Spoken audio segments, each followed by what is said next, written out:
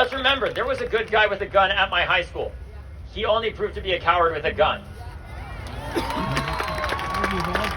Let's remember that in Texas, outside of the school, there were 19 good guys with guns, heavily armored and trained, and they failed.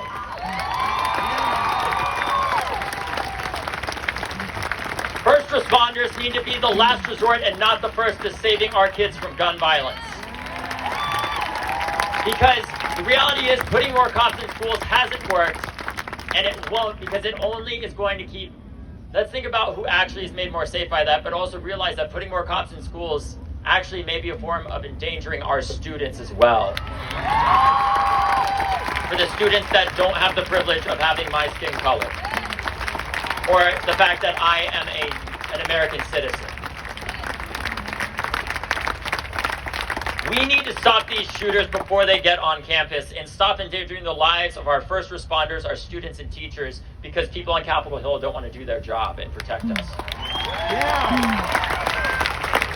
Now, what I'm not demanding is that the government take your guns away.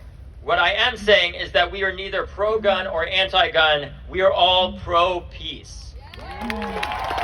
We have the same goal here of peace.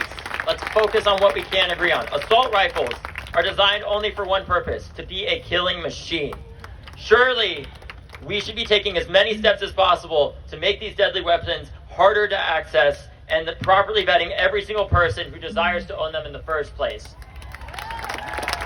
Because if you want to have an AR-15, guess what? I want to have my classmates be alive right now. This time is different because we all see it a bit more clearly. Our enemy is not the left or right. Our common enemy is gun violence. Because I can respect those who don't agree with me all the time. What I can't accept, though, is the notion that there is nothing that we can do to stop gun violence and save our kids. We must act now.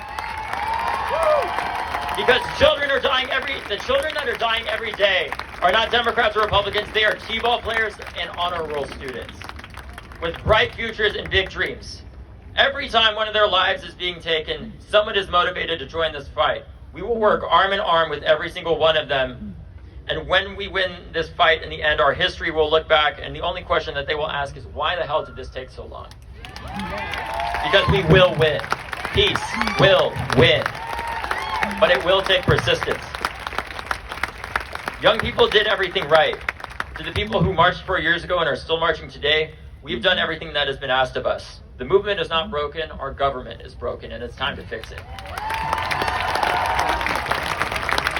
Many states have listened. The failure to pass a single common sense gun law at the federal level to curb gun violence rests squarely with Washington, right here in the seat of our democracy, with the politicians who refuse to do their jobs and keep us alive. Because the status quo of letting kids die is profitable to them. The status quo of only sending your thoughts and prayers, only praying something bigger will come up in the news like Mitch McConnell is doing right now, enables them to stay in power.